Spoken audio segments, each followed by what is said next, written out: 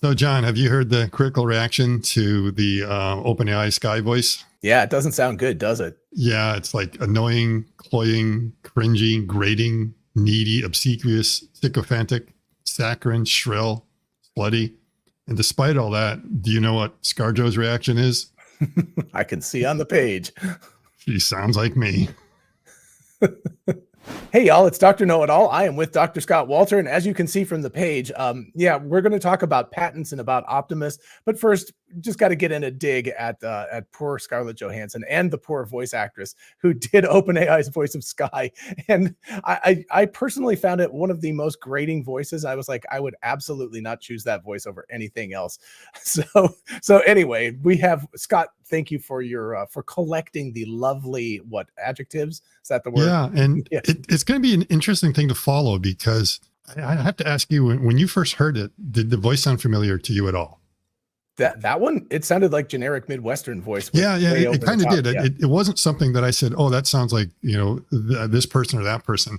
When the FigureBot came out, we were all like, we couldn't identify who it was, but there was just something about it. Now it's very clear there's some voices that you hear, that's absolutely distinctive, and like that it's Christopher Walken. Yeah, exactly, Christopher Walken. If you did that, and so the main thing is if they had actually, the big question is like, who owns the right to their voice? And there is actually legal precedence on it. It turns out Gary Marcus is is shown that going back to like Bette Midler and a Ford ad that Ford lost because, and a lot of it was like intent. They actually went to who is her understudy, right, and chose her. The same thing happened with Tom Waits, that they were able to show a paper trail that there was absolute intent to do it.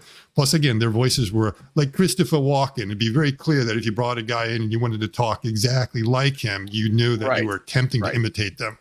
In that case, that's like, I didn't recognize it. And it seems like the only people that recognized her voice was like her friends and family because it was familiar. Yeah. But anyone outside of it, like a lot of other people I've talked to, they have not picked up on it unless you point it out.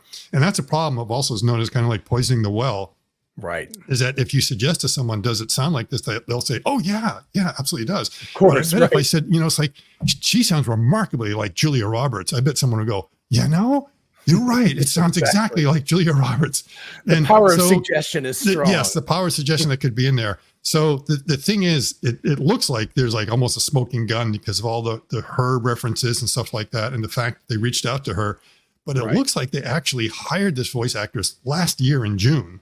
Yeah, and the whole vetting process, everything had absolutely nothing to do with it. And the reach out to Scarlett Johansson was later on. Now, maybe along the process, they go, oh, it sounds awfully familiar, or someone maybe made a reference, and maybe they tried to. The same thing, and this is our theory, isn't it, John, is that they may actually want to bring this up. Now, it seems like there already is, let's say, some legal precedents in that area about that, but it may be that you need a new standard that what if there is no intent? What if it accidentally does? Because people sound like other people, whether you want to or not, it's just, that's your voice. Yeah. And if suddenly you denied literally your voice because someone else happens to coincidentally sound like you, it can't be. So it might be that they actually want to test the legal waters on this, and she may have actually stepped into the trap in a way. Let us find out. that's what we're going to find out. So for the most part, it does sound like, from one standpoint, there is strong precedence in the area regarding that. So it looks like it's an open and shut case. But it's an open and shut case if you can clearly show intent. And it looks like in the later part, it was almost like they were showing intent. However, if they really hired her way before there's any indication, it's going to be an interesting suit. I think that, one way or the other. And there are definitely a lot of people say it doesn't sound like her at all. It doesn't sound like her. I like, it never even would have occurred to me. I've listened to, especially the Scarlett Johansson in Her, which is very, I don't know, I do this and I choke, but very scratchy, very kind of low key, very underperformed.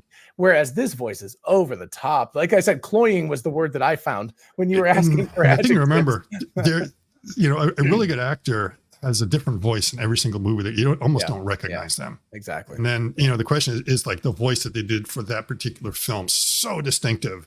Who owns that? Do they own it? Do the producers own it? What is it? And is it clearly being used for commercial purposes to mislead the consumers into believing that person is endorsing or something like that?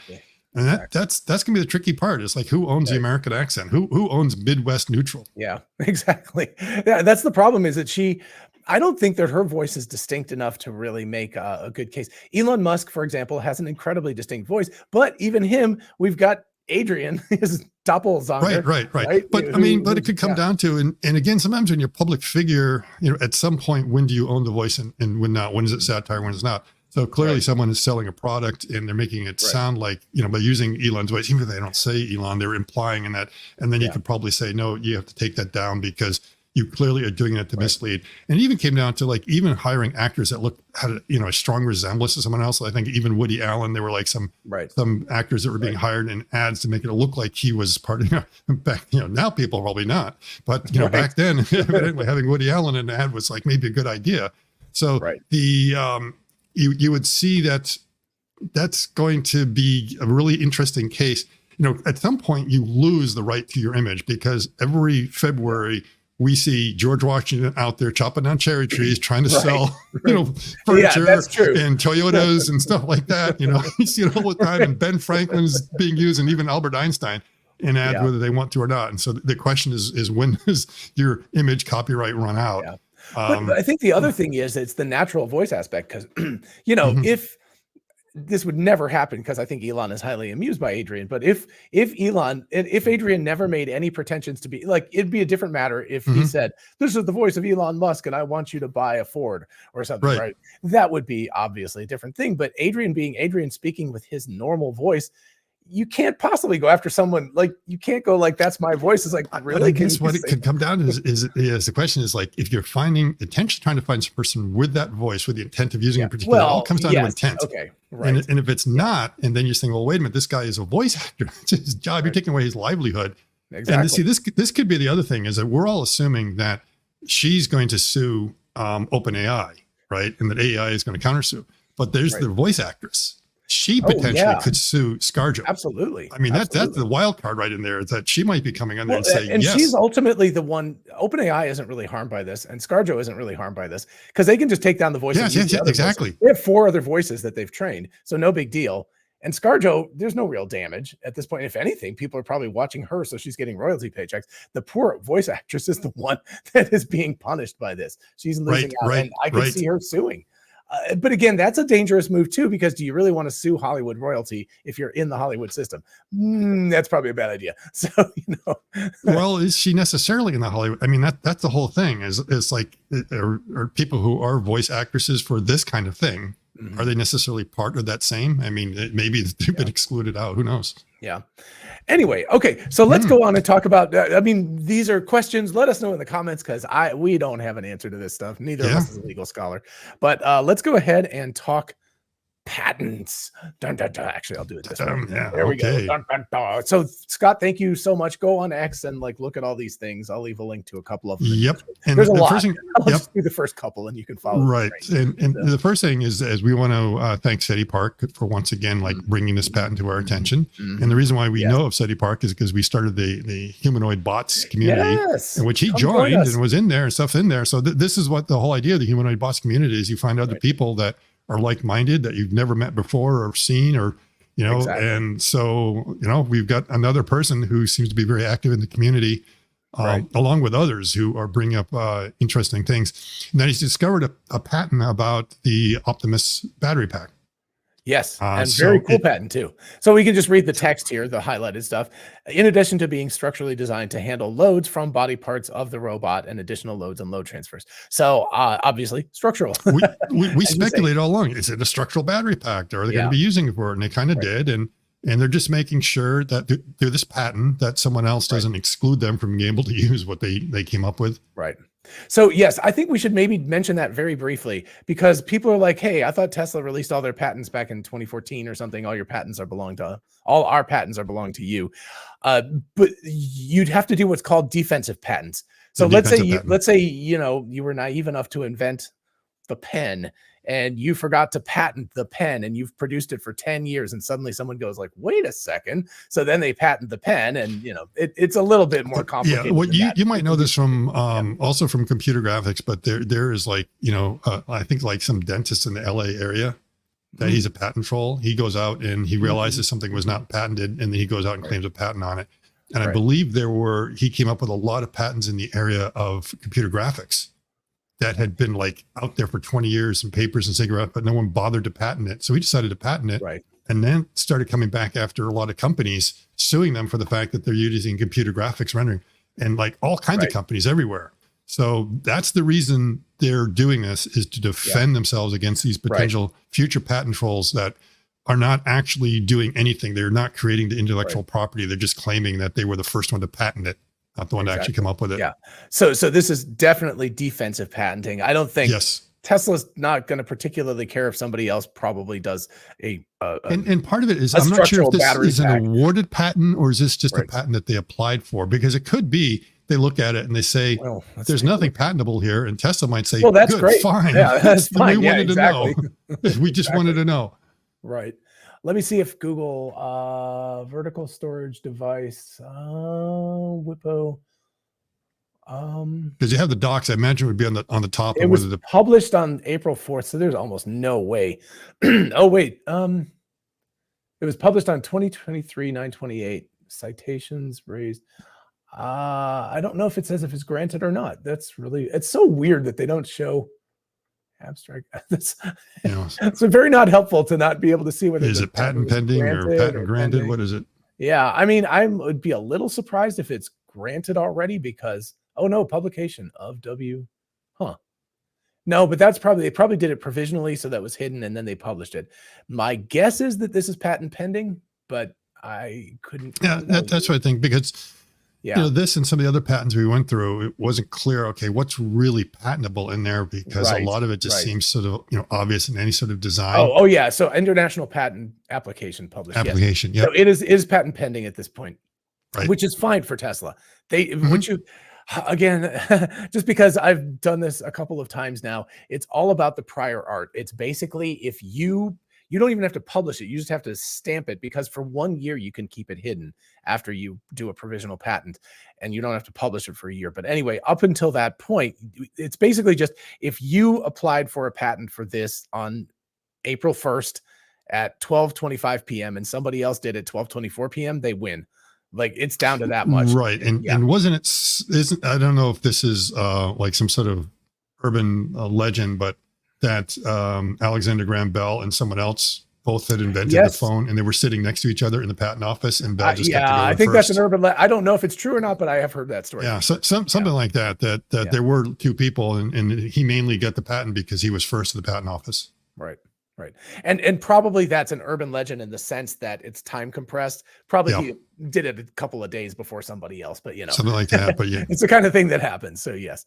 And if somebody knows, I mean, if that's honestly the truth, that would be crazy, but that's the world. And of course, nowadays you do it all electronically, so it's all being timestamped, but there you're literally waiting in line. And so you're waiting for someone to come over and put the stamp on. How would you like to be sitting in line talking to the guy next to you who's going to go in first, and you realize that their patent is you're like, oh, fire, got it. Run out of the office, run away. I can imagine. Yeah. Well, so anyway, it doesn't exist yet. So let us, with that all, with the past as prelude here, let's talk about this. Yeah. So we have, you actually counted the battery cells, 2170s. It looks like that's the same. That's they look like 2170s. The math worked out. The thing is, the original images that we had were really kind of tough to tell, and you could clearly count 14 down, and 14 made sense with 2170s as far as that 52 volt nominal. So if you take like the nominal voltage, which I think is like usually 3.7 volts for a cell, that worked out. There's a clearer picture. And then it was just a question of like, you have a range of capacity in the cells to get you up to the 2.3 kilowatt hours. Right. And looking at it, it looked like 10 fit across, and that's what I was kind of going with. But now that I look at it, it's actually 9 across. Yeah. And it still works because 2170s have a range of capacities that, depending on which one you pick. So it comfortably is still in that 2.3 kilowatt hours, and it's 9 by 14, not 10 by 14, which means you have 126 cells. 126, which means you drop the mass down by about a kilogram. Yeah. Well, and they said they reduced the mass of the robot by 10 kilos. So maybe but I think it was originally 9 by 9. So I don't think they took it from the battery pack. They got it some other places, but my mass went down by that much. Yeah. Okay. So, and then of course the other obvious part is that you've got what looks to be a die-cast tray, which is easy. Which was always there. Yep. That's super easy. That's the structure. Tesla. Yep. Obviously, if they can make a car, they can do something like that. That's torso size, and then probably a stamped plate for the top. But the structural part would be this back part. And then there's some interesting cooling aspects of it and stuff like that. Because if you look at this, of course, the battery pack is going to get hot, and if you don't cool this thing, it's just going to turn into slag. So but before we move on with that, let's just take a look at. You can see a rough outline of Optimus here, and that's basically Optimus 1. And that might be see they're actually using the images from the Gen 1. So, throughout the whole thing, they were showing that battery pack. Then they got down towards the bottom and started showing some other images. This one here looks to be, kind of very generic. I'm not sure if it's necessarily the Gen 2. It does show where the shoulders are mounted. It does show that being at kind of a little bit of an angle from the other approach. But the main thing that's showing there is the cooling. Yeah, forced air convection. Right. The forced air convection is going through, and they have a couple different versions of it for cooling the battery or for just cooling the electronics. I mean, the interesting part, of course, is that we really haven't seen that in Optimus, because you'd think you would notice a giant vent sticking out the back and a couple of vents sticking in the front. So, yeah. And remember, we had naked Optimus running around, and I was trying to look in that. And so I'm like, this may just be kind of schematic. A general one to sort of show what the possibilities are now based on that drawing. And that drawing is a bit weird because you look at the ribbing going down the side and you can count the 14 there. Yeah. And then you go across the top and then look at the cylinders across the top. They look bigger than the ones going down the bottom. I'm like, well, wait a minute. Those are 4680s in there. It's like, I think it's just they threw something together to throw everyone off. The head that's mounted on there doesn't show the neck going in there to be able to have the movement. So again, I think that's just a generic placeholder for what they're really doing. And again, this is just one of those facts about patent applications is a lot of times you put the most generic, the most uninformative graphic you possibly can, so as not to give away any trade secrets. But at the same time, you got to cover all your bases. And so you got to be careful of reading too much into what it is. So my series of posts, as I read through, it's like, oh, this is a rather interesting take. Is this actually their mindset, or is this them just making sure that they decide to do something in the future, they're covered? And I think, and by the way, if anybody out there is a patent attorney or has worked in that kind of stuff and you want to talk to us, that'd be really cool. Yeah. There's some interesting ones out there that we just have to go ahead and look what there is. So anyway, but the important part about this particular graphic, this image, is that I would assume it's coming in from the bottom and going up, so it's using the natural flow of air. I think it's force. I think those might actually be fans down there. So you think it's actually coming in top to bottom? That's interesting. Yeah. Because I would imagine it would just pulling the natural convection of air, what I think you're doing is they're trying to pull it through. So they might be pulling it through the back and exhausting to the front, or that it might just be one example. But I think they talked about fans in the patent. Yeah. In different ways. Yeah. Right. But anyway, the cool part is that we've got some kind of cooling system involved here. Yep. There are several of these that are involved with text. Sorry, did you want to say something first before we go on to that? No. So we can kind of go through and So you want to read it or want me to? So you go ahead. So about this is that what it saw was curious was their description of the humanoid bot and what it's supposed to do. Right. And that in some cases, it's almost like you intentionally wanted to physically resemble a human. I was like, wow, that's interesting. But the main thing is to do work that normally it would be through human effort. But in some cases, they actually want it to look like it. And in other applications, a robot is not constrained by the human appearance, and so it may be a little bit different. So they're looking at things that can do a humanoid task, and in some cases want to do it because it actually looks like a human, as opposed to it's because a human is doing it, it's easier to fit in there with a humanoid form. And then finally, some tasks that are who knows, extra arms that stretch out, whatever. Well, dog shape, whatever. It doesn't mean they're thinking of doing that. It just means they want to cover their bases. Exactly. Again, this is the reality of patents, is that if you don't put that in there, somebody else will make one with 3 arms and they'll go like, well, it's not a humanoid shape, so therefore it's not patented. There's ours. Yes. Exactly. So that's why I thought that was curious, is maybe. And it just also the description. I'd never quite seen a description like that of the humanoid bot. And it's like, oh, this is curious. It's like, it's a rather interesting argument to use next time when someone says, why do we need a humanoid bot? Yeah, well, in one or more embodiments, robots may be configured for or optimized to conduct one or more tasks typically implemented through human effort. That's an interesting way of saying people do stuff. Yeah. So, yeah. So anyway, but yeah. So I mean, obviously, part of that patent is the idea that it's in a human shape, and therefore you've got something. I would think they're going to have a hard time defending some of these patents because there's going to be a lot of other people going like, well, you know, in the 1900s, 1800s, they had, you know, automata that looked like humans. So, you Exactly. know, so, but again, I don't know that they necessarily want to win. They just want to plant the flag. And if they say prior art, Yeah. have it, Part they don't part care. of it. Yeah, I think part of it is, remember, it's not about the humanoid bot. What it is, it's about the battery pack. Yes. And then it's what the battery pack could be used in. So they're saying that, Yeah. okay, if we just talk about, and then someone takes the exact same thing and puts it in a robot dog, it's like, no, no patent infringement, you know? Yeah, exactly. Or you can't do it because we put it in there. So Right. yeah, they just want to make sure that everything is covered. Okay. Right. Yeah. And again, then- I really don't think that Tesla cares one way or the other whether these are granted. If Right. they're not granted because of prior art, they don't care because that's great. Exactly. That means nobody has it. So. Yeah. Exactly. And then this here is that, I mean, you can read that. I think you will probably like what's being said there. Yes, exactly. So thus the robot may navigate about a real world environment using vision-based sensor information. Woohoo! As may be appreciated. I love that. As may be appreciated. Humans are capable of navigating within various environments and performing detailed tasks using vision and a deep understanding of their real world surroundings. For example, humans are capable of identifying objects, using these objects to inform navigation, locomotion, and manipulation tasks. So, and then of course they use storage devices and stuff. But yeah, but that's, I think exactly what you said.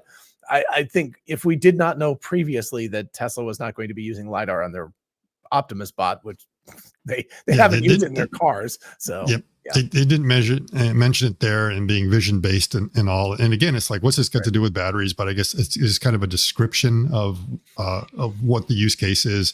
And again, I think it's rather elegant terminology that was used to describe the whole problem. You know, deep understanding of its surroundings. It's like, okay, that's very concise. I want to know who the patent attorney was who wrote this. Yeah, yeah. I cool. really, it's good stuff. I like the language that's used in there, and that's why I wanted to point it out. Yeah, and I really like the term "as may be appreciated." I like, you know, it's like, hey, dummy, you pretty much should know this already. But there's a couple other ones that come up here. Oh yeah. The digs. That's why I'm setting it up. We're setting it up. More digs that come later. But anyway, but you know, it's basically what the car does right now. It's vision with a semantic understanding of what the universe is like, the three-dimensional real world. So yeah. Okay. So other embodiments. Let's see. I don't know if there's anything particular here. Maybe applied to other machinery, be used in ground vehicles, aerial vehicles, is not limited to any particular type of environment. So that's just, again, saying it can be, it could look like anything. And yeah, that'd be pretty cool if it was, if it was aerial. That'd be like flying Optimi. So that would be pretty fun. All right. Oh, here we go. Yes, there we go. You want to read this one? Because that's actually really funny. Yeah, right at the end it said, each comprising a multitude of energy, let's see what, of energy, and I think some was clipped off, and may thus be used to power a robot in its equipment. You know, for example, electrical motor, and it's like, oh, see, I can't quite read the whole thing. Sorry, I blocked that. My bad. Yeah, I can read it. Energy storage devices can include one or more energy storage devices, batteries, packs, each comprising a multitude of energy storage devices that may be used to power the robot and its equipment, e.g. electric motors, as is known by those skilled in the art. Yes. Dun. Basically, but what I've been told is that kind of terminology is normal. So that's known as a term of art. Exactly. Yeah. That's what, so I will tell you this. John, that was a term of art. You were intentionally avoiding the pun, ignoring the pun. Right. So either that was like throwing shade, you know. Yeah. Those skilled in the art. I think it's all very, very, it's actually those skilled in the art, the term of art. Anyway. So, but what I was going to say was that if you can do a personal provisional patent, you really can't file the real one because you don't have enough understanding, but you're allowed to do that. And the sort of, I'm trying to remember the exact way that it's put, but the reason you can do that is because you are skilled in the art. You're not a patent attorney, but you know whatever it is, your discipline, your thing that you're talking about. So you are one of the people skilled in the art, and therefore you have the right to be able to submit a patent, at least the original provisional patent. And it doesn't have to be perfect. That's the whole point, is that, because it costs a lot of money. It's $10, $50, $100,000 to do a patent, and that's just in the US. That's not even international. So, so to make it more appealing to the smaller entities, they make that there. So yeah, so I have a feeling that's there, but it's also just kind of a fun little term to throw around there. All right. And this is really cool. Again, you want me to read it because I can see it a little bit better, or you want? Okay. Yep. So, you said lowering manufacturing costs as part of the design philosophy, which is very cool. So anyway, such an orientation may aid in decreasing manufacturing costs. What's the orientation? I'm not exact. I assume that's the picture. I don't know. Anyway, minimizing space occupied. Oh, it's the fact that it's a structural battery pack. That's and I think also maybe even the orientation of the batteries, how the batteries are put in there and everything else. Yep. Right. So anyway, such an orientation may aid in decreasing manufacturing costs, minimizing space occupied by the energy storage devices, and or aid in the venting and venting direction of gas. So Optimus is going to have gas. Sorry, guys. He will be venting. And then, cooling strengthening elements may include channels and materials and so forth. So they have the right to do liquid cooling versus air cooling, or some combination thereof. So, but they believe that this approach is also going to be optimizing on cost. And we're going to see again later that they are thinking about it again. Right. Yeah. And so it's really cool to see that Tesla is in their patent application talking about cost. I think that's very, very cool that they're making that specific thing. So yeah. And then structural battery pack and Optimus for support, protection, removal of components, weight, and cost savings. So again, in some embodiments, that's again a term of the art. The energy storage device system may serve to protect the energy storage device from impacts, water, normal operation, serve as a structural support element, which is also, of course, very important because it's in the torso. So it does support the upper body.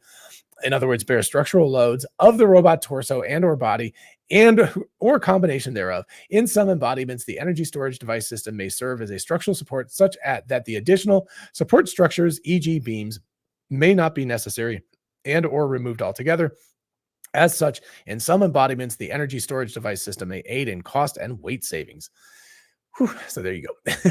So again, a long-winded way of saying it's structural, and it's structural and has its advantages. Yep. Exactly. Right. And again, if I probably most people watching this particular video already know, because they've watched Sandy Munro tear down the Tesla Model 3, Model Y, etc. But the structural elements that are cast have a huge amount of rigidity. They have a huge amount of strength, and it's good to see Tesla looking at this, because there's been, they were making early versions, and you don't really want to optimize Optimus too early in terms of like casting parts and things until you know what you're doing. But given the fact that they're talking about this and they at least have some basic understanding of how they're going to do it, that's very encouraging, because it means they're far enough along in the design process that they feel like the battery compartment, at least they understand the structural loads, the needs for it. And it makes sense. Batteries. And I think through this whole thing, you never see the word swappable anywhere in there, which would be the assumption is that once you become structural, it's it's something that's a serviceable item for sure, but it's not going to be something that you can pop out really easily, because it really is a part of your structure. Yeah, and if you we were at Monroe Live, and they showed us the Cybertruck battery thing, and they were like, we don't think we're going to take all the batteries out of this, because it was such a gigantic pain in the ass to do. A little bit different than the normal kind of, because you've got like the battery modules you're putting in there, you get some sort of casing. I don't think they're going to be putting that orange goo in there like they do in the Cybertruck and I guess the Model Y structural backs. So I assume it will be something you would be able to pop out as necessary. Right. But not very easily. I mean, part of the deal is, though, if it's structural, I mean, it's in the torso, so it's going to be pretty much a central component. Yep. Yeah. They'll probably mount the computer board. The computer. So the front of that. It could be one of those things that maybe you really can't service the batteries. And once it's in there, maybe they really do glue it in there, and it's absolutely solid. But there'll still be components that are outside of it that will be salvageable. So you just say, for some reason the batteries are really gone. We've got to replace the batteries. Let's just replace the whole module. You're gonna have to take all the arms and limbs and everything off, and then pop it back in there, because it is so integral to the overall the entire bot. Yeah, I think what it would be you might just discard the torso, recycle the torso, and reattach the limb. And reattach it. But the FSD computer is not inside of it. It's on the outside of it. Right. Yeah, but I have a feeling it's on the outside, but it probably is attached to it. But I think the other thing to keep in mind is people are like, oh no, but what about the batteries? And they could go bad. Tesla has produced how many vehicles with how many? I mean, we're probably talking in the hundreds of billions. I don't even know how many batteries they've created. They've installed. They know what they're doing, and they understand the longevity. Yeah, if you think about it, each car's got about 1,000 batteries in it. Exactly. It's just crazy. If you've got a million cars out there, it's a billion right there. Yeah, exactly. It's like along with Panasonic and others able to produce it. The thing to remember is this is not like a Model Y backpack, which it will be tens of thousands of dollars or whatever to replace. The batteries themselves will cost about $300. That's it. So we're not talking about a whole lot of money there if you have to replace it. And I'm pretty sure it should be able to endure pretty well because it's not going to be going through the same kind of, let's say, rugged kind of situations that cars are constantly experiencing. Right. So I'm pretty sure the failure rate would be pretty low. And again, it's something that would be serviceable and something that would be a fairly low cost item compared to the cost of the bot. And of course, you have to worry about thermal runaway and stuff like that. But even that's not as, again, Tesla has so much data on this. Probably the highest chance of thermal runaway in a car is like you get it punctured by some object coming up through the road. But we're not talking about the kind of energies involved in cars driving at high speeds. It's really unlikely that this thing, because that's, that cast aluminum frame plus the plate on the front and stuff in front of it's going to be incredibly unlikely that it will be punctured. And in terms of like individual batteries going out, it would actually, 126 is not that many batteries, but Tesla's, a battery can die in your battery pack and you never even know it. The battery management system just adjusts. Exactly. It takes care of it. So you'll still be able to limp along with it for a while until you decide, we got to service it because we've got too many strings that are going down. Exactly. So it's not going to be a big problem. I think someone pointed out, it was kind of funny that Optimus has a bigger battery pack than plug-in hybrids, which are getting the $7,500 tax credit. Wait, should Optimus get a $7,500 tax credit? Yeah, it should get it. It should. It just, if you throw it in your car or something like that, it has to be, I don't know how they look at it. If we have Optimus drive the car, we get an automatic $7,500 tax credit. Yeah. So there you go. That'd be pretty cool. That's actually really funny. And then skirt around the patent by making your robot using nails. Yeah, this is a bizarre one. This one is really bizarre. This is really, and this goes, I think, to patent law. When you're looking at how things are on there, you have to cover every single aspect. The robot of any one of the claims wherein the pelvis, arm, and neck fasteners are each independently selected from groups consisting of a screw, a bolt, a nail, a rivet, an anchor, adhesive, a snap, I mean, come on. A heat stake, a weld, and combinations thereof. So I'm just imagining, like, who's going to be built a humanoid bot? It's actually got nails in it. I want to see. So it's like, make sure that's in there. And then I think, then Christina Fitzsimmons, she was up for the challenge. She said she's going to use zip locks, zip ties. That's how she's going to build hers. Hey, I've avoided the patent. So it's crazy. But again, it's the same thing I was saying. In software patents, you still have to put in things like mini discs and magnetic tape. And it's like, what? Nobody uses that stuff anymore, but you have to. Yeah, it's just the kind of random stuff to put in patents. So yeah, there you go. I think we're back to pictures. Yes, so cool. So then we get some closer up images.